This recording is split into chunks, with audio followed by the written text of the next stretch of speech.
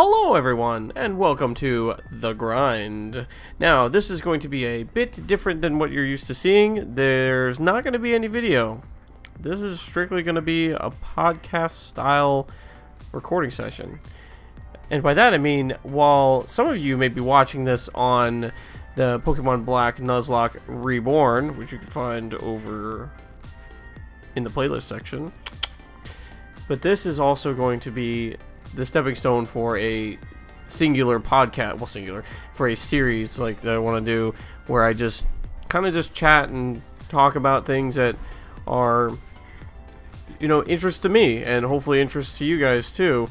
And I figured what better way to start this out than to talk about, what started this whole thing, which was Pokemon. I mean, there's so many fans of the Pokemon genre, and for a lot of us, it started at a young age. I mean, myself, it started in the year of our Lord, 1987. No, I was kidding. But no, it started at a young age for me. I mean, I was born in 1987. Yes, I am 30 years old, even though I act like a child.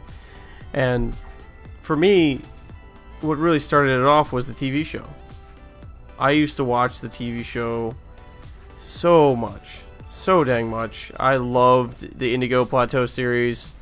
I don't remember everything that I watched about it, but I watched a ton of it.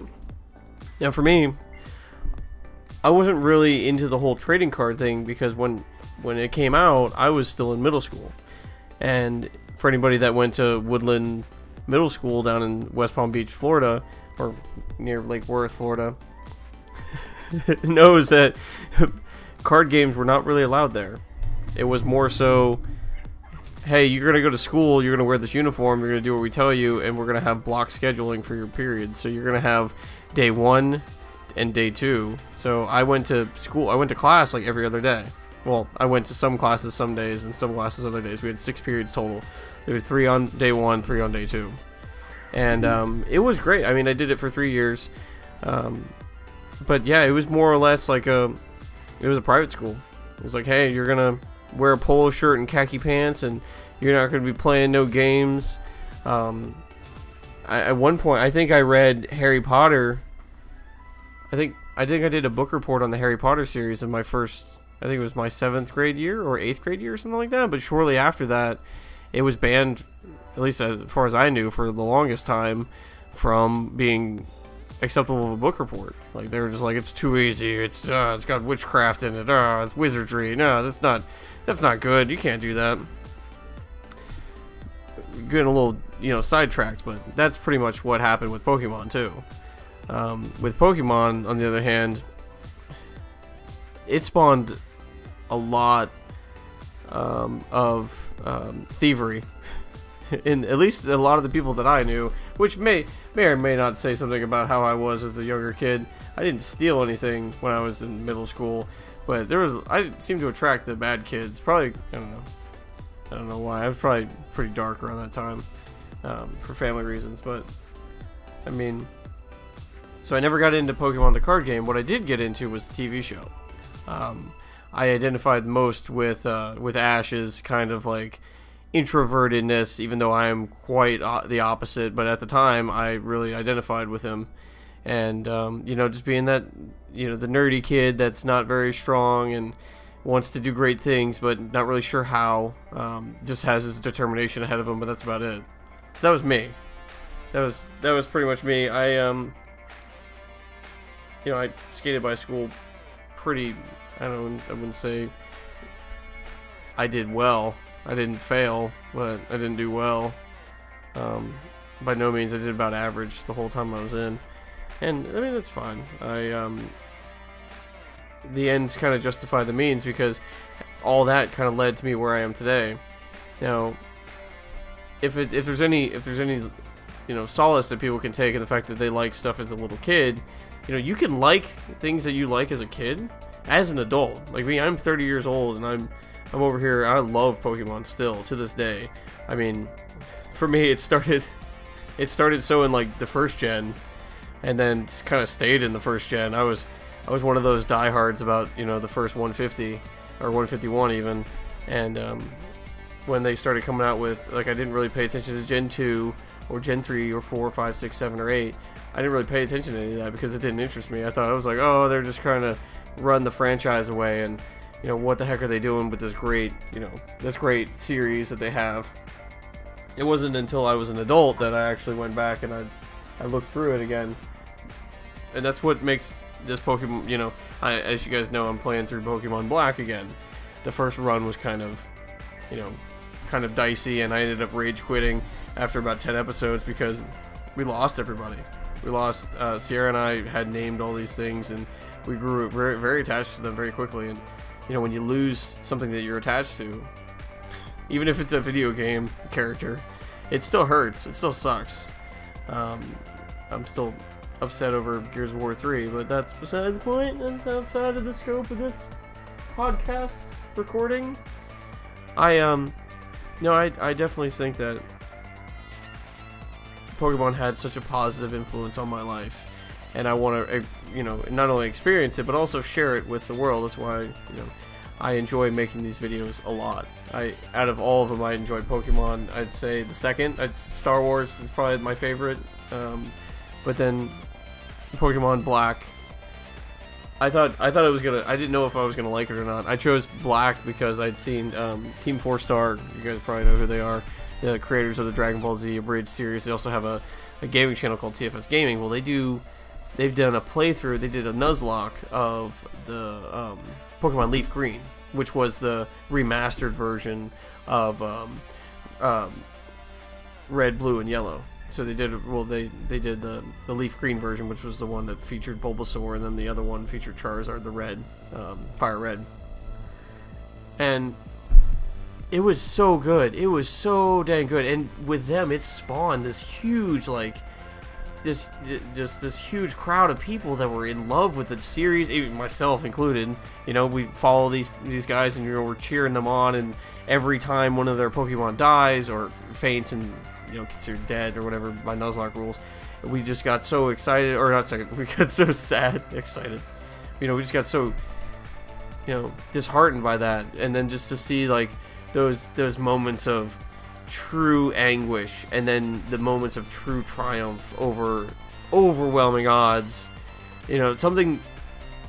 Something just happens in the game mechanics where it's just like, these games are so, you think they're programmed, they're very rudimentary games. These games are made for children, but to be able to pull emotion out of people that are my age, older, or close in age to me, it says something that's great about the whole series as a whole.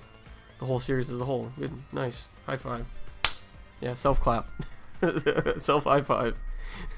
No, but it was watching Lakeeger, their character, and watching them go through, and then having to come up with these backstories for all these characters, and then you just had this dream team of the most misfit type characters, and these are all Pokemon that you wouldn't have even you would never think to to use in any kind of sense competitively. And so that kind of rekindled my passion for it. I ended up, right after that series ended, I went out and I spent $150 on a Game Boy Advance with a little light screen, and I bought Pokemon Leaf Green, and I played it relentlessly, which and given the success of Pokemon Leaf Green, they went through and they did Pokemon Soul Silver, which Soul Silver is the Gen 2 remaster, and it's so good. It's so freaking good. That game is amazing. They did such a great job. Game Freak, the company that makes the games, they did such a good job with Gen 2. And just to see all the new Pokemon was kind of, it was a little bit upsetting. It was hard for me to get into it because I was like, oh, this is Gen 2. I've never really liked Gen 2, but maybe I'll just give this a chance, see where it goes. And sure enough, I ended up liking it. I ended up liking it a lot. I fell in love with their Chikorita and Mr. Steak, even though, Chikorita is not the best. I learned that very quickly, that Chikorita is one of the least desirable starter Pokemon. But it's fantastic that they were able to take this little guy and, Lord Moonstone, Lord Saltstone, Kieran, he was perfectly fine with Chikorita from the beginning, but then Grant Smith and Lanny Pator were both, no, screw this thing. We should call it you know, we should call it Mistake, Mr. Steak for you know, because he's a male. You know, let's kill him off and get a new starter quickly. But they ended up keeping him for the entire run. Mr. Steak should have died so many times, and it got to the point where everybody got so upset, like everyone would gasp whenever there was any chance that Mr. Steak could perish in battle. And having that kind of like emotional involvement into a fictional character, it you know, I see the same thing happening for people that love books, that love movies, TV series. You know, people watch Game of Thrones and they're like, one of their favorite characters dies and they're devastated by it, or in that case, like every episode their favorite character dies, whatever. But you know, same thing with like you know, book series like Harry Potter, or you know, Maze Runner, or anything like that, or Percy Jackson and the Olympians. I'm just naming things randomly off the head. Or any, you know, they fall in love with these fictional characters that they know are fictional. You know it's a fake character in a fake world. Even if it's based on a true story, it's still a fake character in a fake world. And Pokemon is you know, the absolute perfect example of that, because these things are pocket monsters. If you guys didn't know, they're called pocket monsters, just so you know. They're called freaking pocket monsters. And these are animated games. And I know a lot of people will stick their nose up at it, like, how could you find any kind of enjoyment out of a fictional character or anime? Oh, you're one of those anime losers. Like, get away from me. I'm gonna go watch baseball or football, or, you know, I'm gonna go watch the grass grow, you know, while drinking a Bud Light. No, man, that's not for me. I'd rather watch my grass jump up and actually be a monster, and then fling leaves at another thing, you know, another monster, and leaves would do nothing. A leaf would not hurt a rock. It's the most ludicrous thing ever, but it's so awesome that you have this little plant guy, and he's just like, okay, cool, I'm just gonna fling leaves at it and I'm gonna kill it. It's like, oh, just for you, master, you're the best. Like, see, that's a true that's a true underdog story. Sorry, pause. I had to take a drink. I'm getting a little dry mouth. But no, like, and Gen 2 was, I love Gen 2. I don't know why I didn't like it. And that can be said about a lot of things we experience in life. It's like, I don't like this, I don't like that. Well, have you tried it? Have you experienced? Have you done research on it? Have you seen anything about it? Then no, then shut up. You don't know what you're talking about. You need to at least try it. I can't tell you how many times Sierra's made me do something I didn't want to do, and I ended up loving it. You know? What is it? I didn't want to watch, I didn't want to watch The Producers. It's a musical with Nathan Lane and Matthew Broderick. I loved it. I absolutely loved it. I didn't want to go on Rock and Roller Coaster at Disney's Hollywood Studios. But I did, because she asked me to, and she knew that I was terrified, but I still went on anyway, and I loved it. And I go back every chance I can now. It's just like, you can't let fear, or you can't let bias control your life. You can't. You absolutely can't. I mean, get out there and experience something for the first time and make a rational judgment about it. Like, I don't like ice cream, but that's because I've tried tons of ice cream and I don't like any of it. But did that open doors for other things? Absolutely. Like, I love going and getting an Italian ice.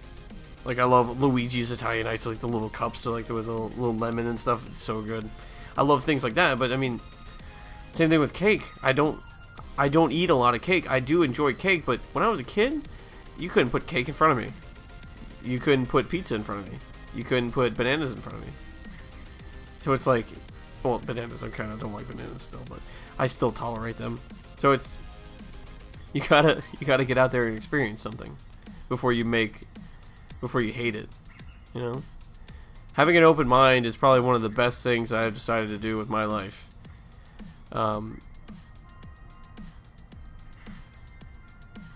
you know, that comes. I mean, that's a person, like, as far as like a personal choice, that definitely comes.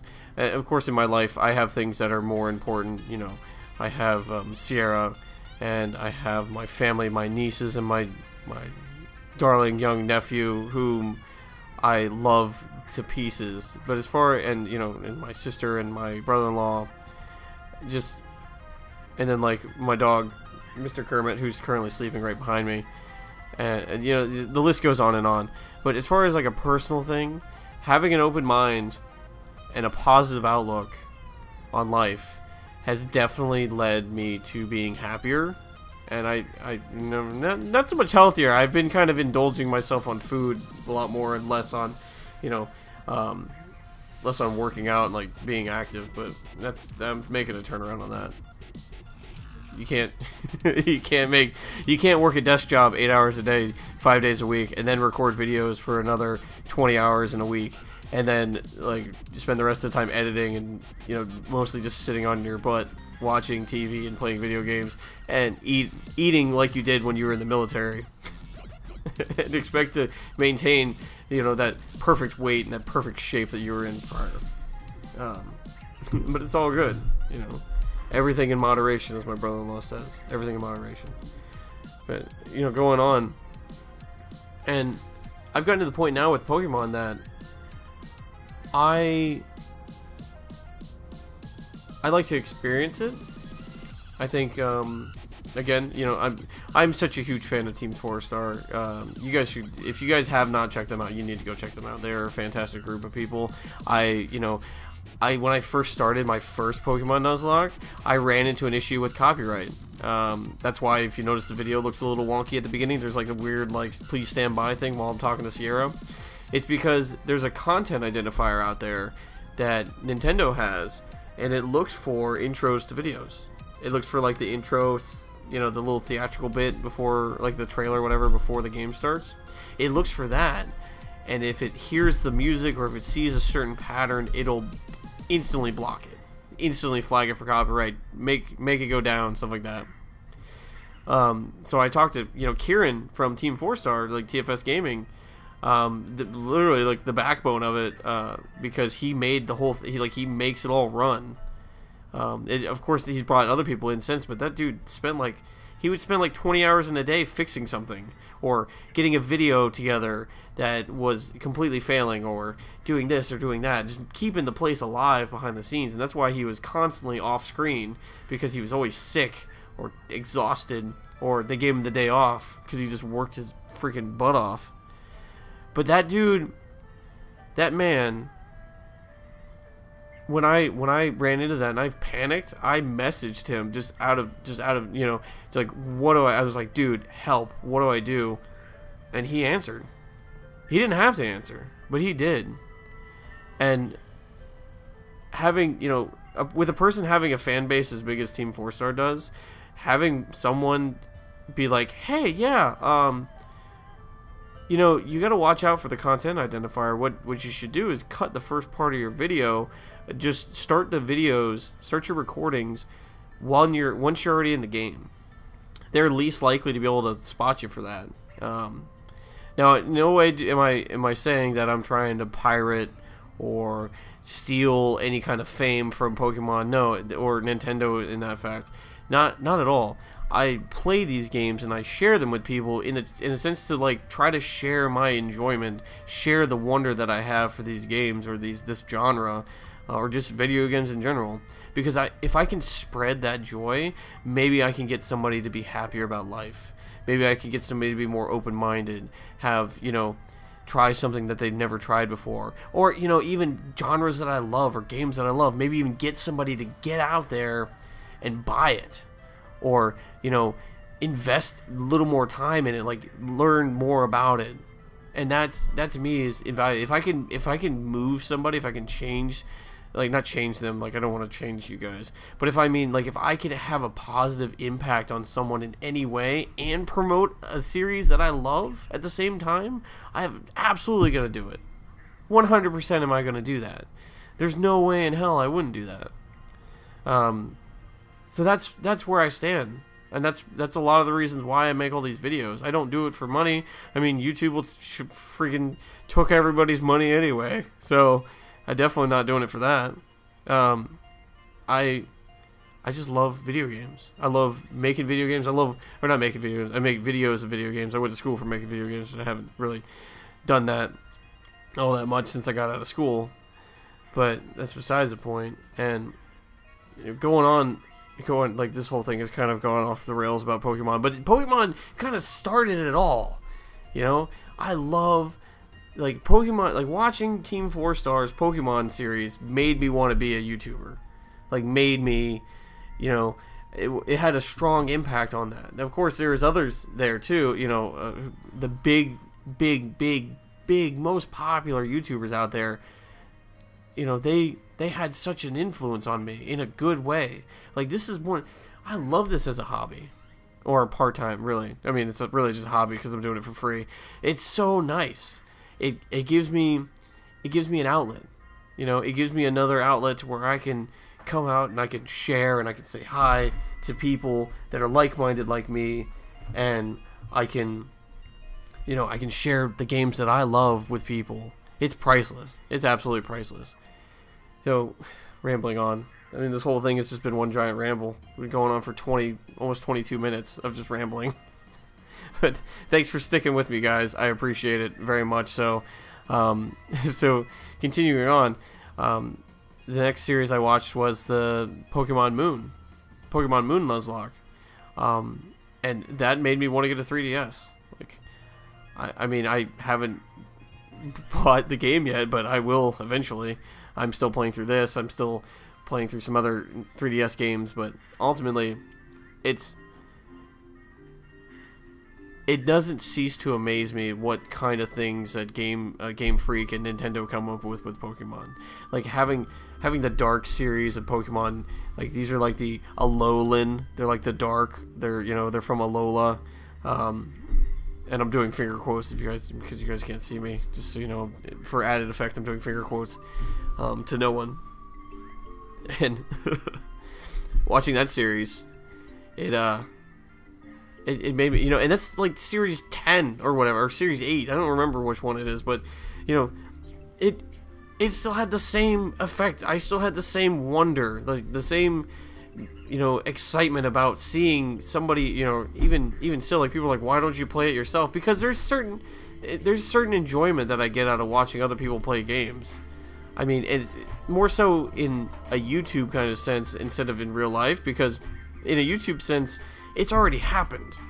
It's like watching a TV show. You know, you have no idea what's gonna happen. Like, I know what choices I would have made. I know what choices I would make, you know, or have made.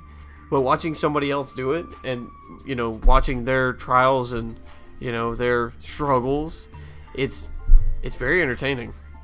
At least it is to me. So that's why I do it. And, you know, the occasional watching Markiplier lose his mind over an impossibly hard Mario Maker is quite enjoyable too. So I guess, wow, this was more so about Pokemon, but it kind of turned into like a like a seminar. Not really. No, this is all intended. This is the whole point of the podcast. I want to do this. You know, I want to do the grind. That's what I want to call it, because that's essentially what it is. It's, you know, you're working at improvements. You're working on improving yourself in the game. You're working on improving your characters, trying to level them up. And so that's essentially what I'm trying to do here. I would like to work on leveling myself up, leveling other people's up around me, if I can. If I absolutely can. And I'm gonna keep doing these, I think I really like this. I may just do it as a coinciding thing with Pokemon Black, like with the Nuzlocke, where I just kind of just record it while watching the video, and then, because I don't record it, I'm not gonna record it while I'm grinding. That's when I put music on and I'm just like chilling and just burning through some time. That's that part. I'm not going to do that. But when it comes to after the fact, I have no problem. I could easily talk for hours. about nothing and about everything. Just ask my coworkers. No, don't ask my coworkers. They might yell at me. No, but that's essentially it. Like, that's where I stand. My reasonings behind making this. And now I'm gonna, I've been beating it like a dead horse, but that's all I got for that. Now, going back to Pokemon, I would say my favorite series, Gen 1, that lasted a long time. I was a huge fan of Gen 1 for ages. And like going back to Team 4-Star, they definitely rekindled that. But my favorite, especially the one that Team 4-Star hasn't done this yet. I haven't seen anything else on it other than what I've been playing. And I haven't played, spoiler alert, where it left off in episode 10. That was the furthest that I'd been. Oh, no, I played a little bit by myself. I got to the third gym. The third gym is as far as I've gone in this game. And Pokemon Black is my absolute favorite. I do want to play Uranium. I definitely want to play Uranium. If you guys haven't heard of Pokemon Uranium, it was two guys. Two guys spent 7 years because they love Pokemon that much. They spent a good 7 years creating an entirely new game. Standalone game. It had its own 200 Pokemon. It was based in its own region. It had its own complete storyline. It was a full game. It was up. They had it. They released the game online. It was up for less than, I think, 10 minutes on their site, and was taken down by Nintendo or by Game Freak. Yeah, it was completely taken down by them. There's and so now the only way to find it is to go through Reddit. You gotta find it. There's a Reddit. I think there's a Reddit or a subreddit for it, but it's definitely one of those games that you guys gotta check out. And while you gotta be patient with it, because you're gonna need an emulator, and if you're on a Mac like I am, it's gonna be a lot rougher. But you're gonna have to grit your teeth and bear with it. I want to get a PC literally just so I can play it. Well, there's other games, but that's the main one. That's definitely one on my to-do list once I get a PC. So, but Gen 5, I love Gen 5. I love it. I love the Oshawott, and then I love the Sneevee or the Tepeg. I love those starters. Those starters are fantastic. It's such a cool game in that it's for the DS. This was the first major one that I've seen for the DS, and it's an entirely new concept. And it's, as you guys may have noticed, after Gen 2? Yeah, Gen 1 and Gen 2 introduced a ton of Pokemon. Well, Gen 1, of course, but Gen 2 introduced a ton of Pokemon. Gen 3 and 4, and the subsequent games that came around that time, were a lot of the repeats of the first two gens. There was not that many new ones. They kind of stopped giving out exactly how many they released. So it was definitely interesting to see that. Let's see a game with a full 100 and something Pokemon come out. And I'm really excited to keep playing it. And I'm really excited to keep making more of these more grind podcast videos. I'm gonna call it. They're gonna call it the grind. I think I'm sold on that. So definitely look for more about that. And I don't know what topics I'm gonna choose yet. I clearly can't. I'm not gonna do Pokemon again. You're definitely gonna see it in another grind video for Pokemon Black, but I'm definitely not gonna do another grind topic on them unless something cool comes out. So anyway, thank you guys so much for listening. If you like this podcast, please like and share. And I had something for that. Anyway, thank you guys so much for listening, and I'll see you guys next time. Bye bye.